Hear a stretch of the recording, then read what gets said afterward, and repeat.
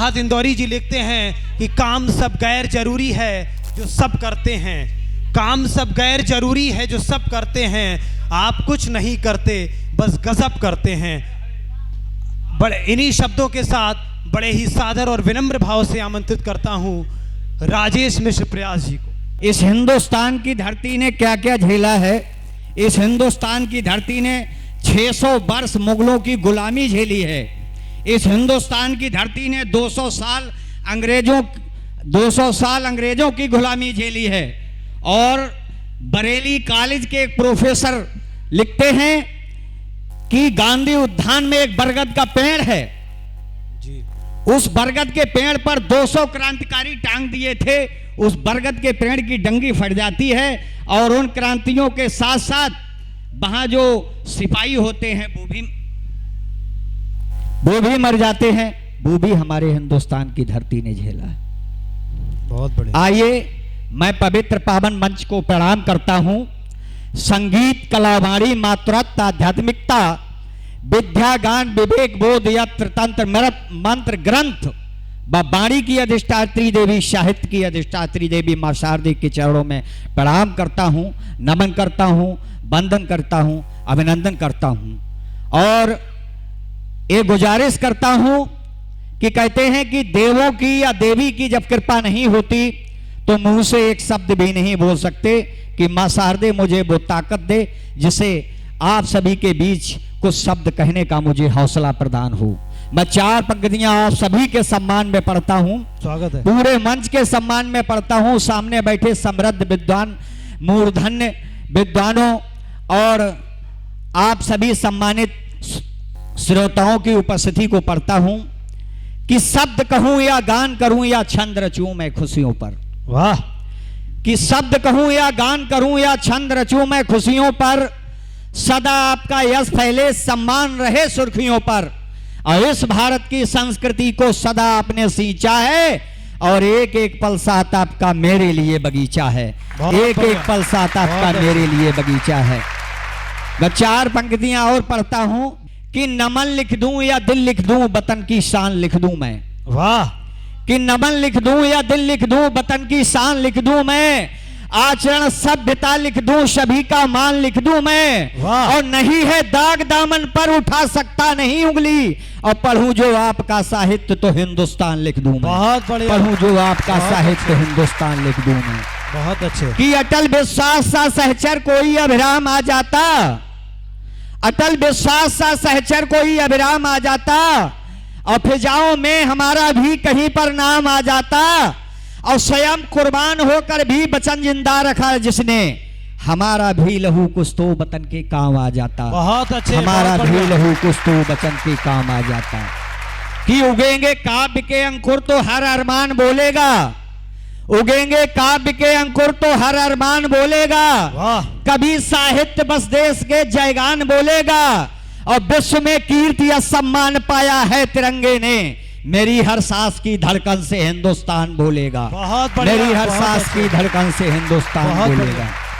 कि दसंजो सिंह के गिनते उन्हीं की शान लिखते हैं, दसंजो सिंह के गिनते उन्हीं की शान लिखते हैं, लहू के रंग से भारत का हम ईमान लिखते हैं, और गगन मंडल में दृढ़ निश्चय से जो इतिहास लिख देते, और तिरंगा चांद पर फहरे तो हिंदुस्तान लिखते हैं। तिरंगा चांद पर फहरे तो हिंदुस्तान लिखते हैं। मैं 2-3 मुक्तक और कहने का गुजारिश करता हूं आपसे कि भगवान राम पे भी बहुत चर्चाएं हुई, बहुत अच्छा पढ़ा, और मैं उससे बेहतर नहीं पढ़ सकता, इसलिए उस विषय में जाना नहीं चाहता।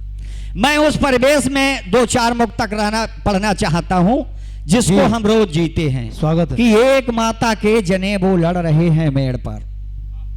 हम मंचों से बातें तो बहुत बहुत कई करते हैं कि एक माता के जने वो लड़ रहे हैं मेड़ पर, कुछ लड़े बालों के बंटवारे में देखो भेड़ पर, और भिड़ गए कुछ भवन में कमरा जिन्हें छोटा मिला, और कुछ मुकदमा लड़ रहे हैं पापलर के पेड़ पर। कुछ मुकदमा लड़ रहे हैं पापलर के पेड़ पर।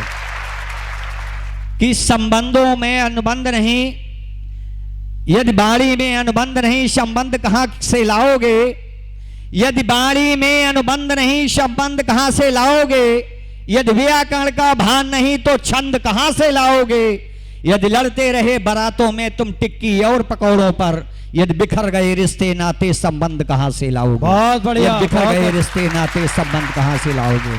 जिस दिन हिंदुस्तान की संस्कार, बहुत अच्छे, बहुत बढ़िया।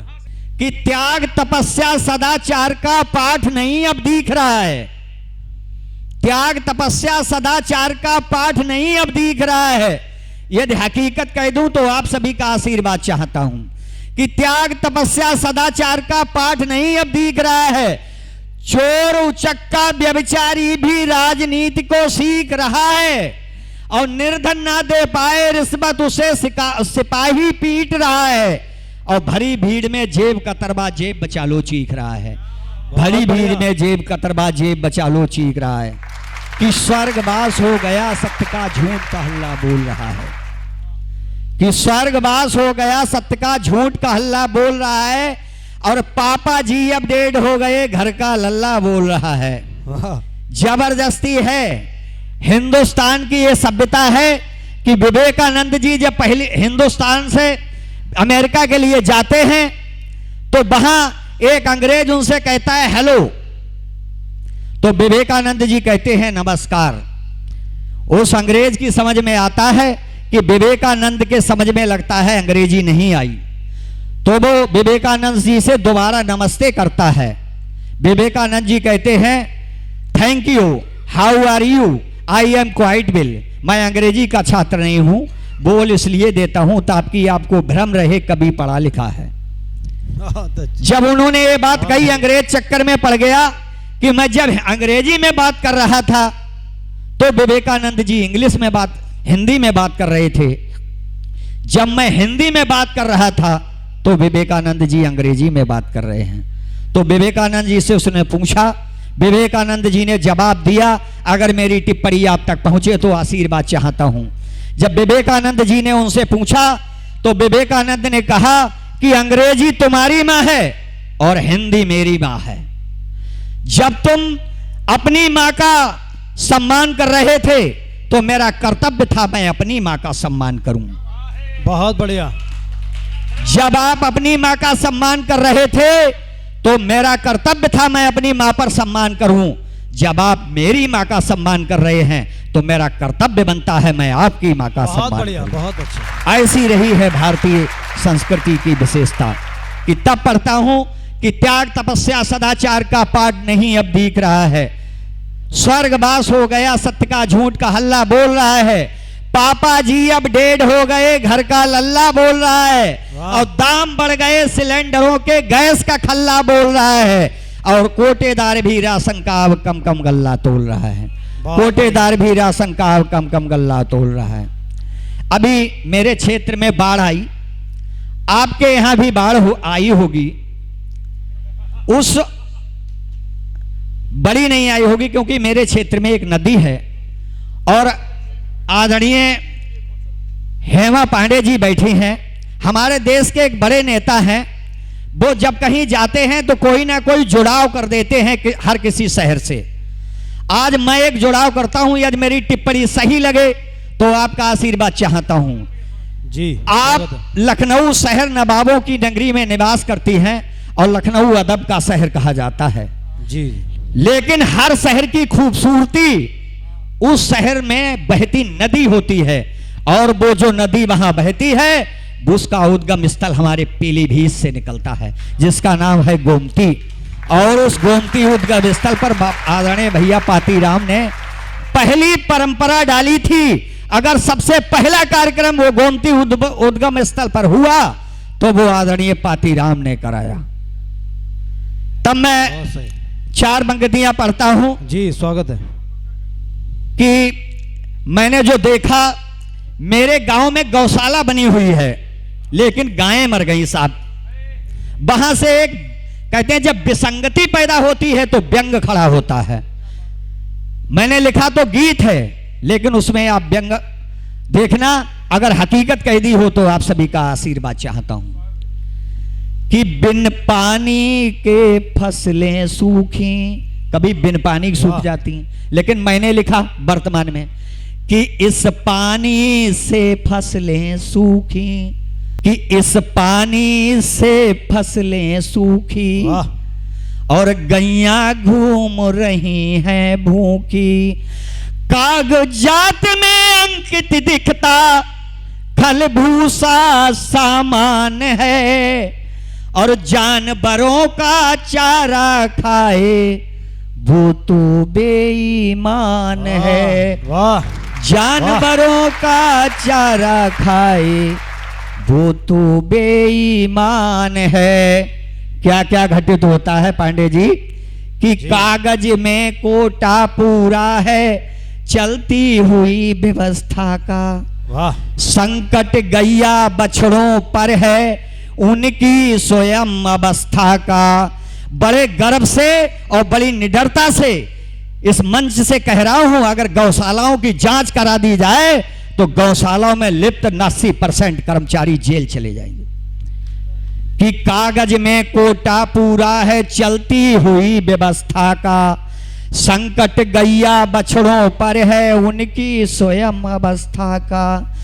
जानवरों के अस्तित्वों की सूख रही डाली डाली, और खर्चा तो भरपूर दिखाया गौशाला खाली खाली। वाह खर्चा तो भरपूर बहुत दिखाया बहुत गौशाला खाली खाली। बहुत अच्छा, बढ़िया, बहुत अच्छा।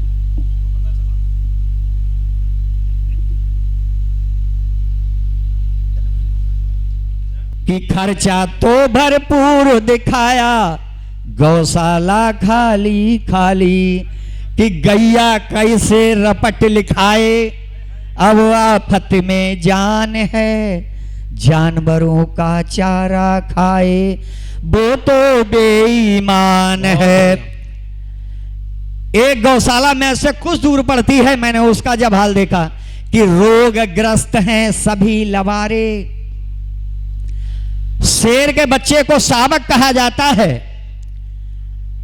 बकरी के बच्चे को मेमना कहा जाता है, ऐसे ही गैया के बच्चे को आंचलिक भाषा में लवारा शब्द प्रयोग किया जाता है।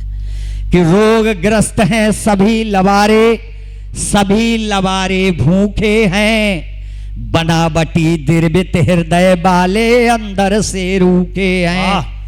कि रोगग्रस्त हैं सभी लवारे, सभी लवारे भूखे हैं, बनावटी दिर्बित हृदय वाले अंदर से रूखे हैं। कि कभी समय पर उन्हें रोग की मिलती नहीं दवाई है, जबकि डॉक्टरों की होती अक्सर आवाजाही है।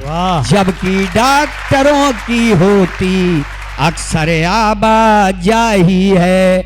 मोटा मोटा फंड हाँ आता कहलाता दान है, जानवरों का चारा खाए वो तो बेईमान है। बहुत बढ़िया, बहुत अच्छा। अंतिम बंद है इसका कि हमारी आपकी पीड़ा को विधायक सांसद उठा देते हैं कि कोई नहीं विधायक उनका, ना ही कोई नेता है, जिस पर किया भरोसा उसने जान उन्हीं की लेता है। कि कटे फटे सब हाथ पांव हैं, जान बड़ी है आफत में, और सदा सदाकत लिखने वाला मरता यहाँ शराफत में।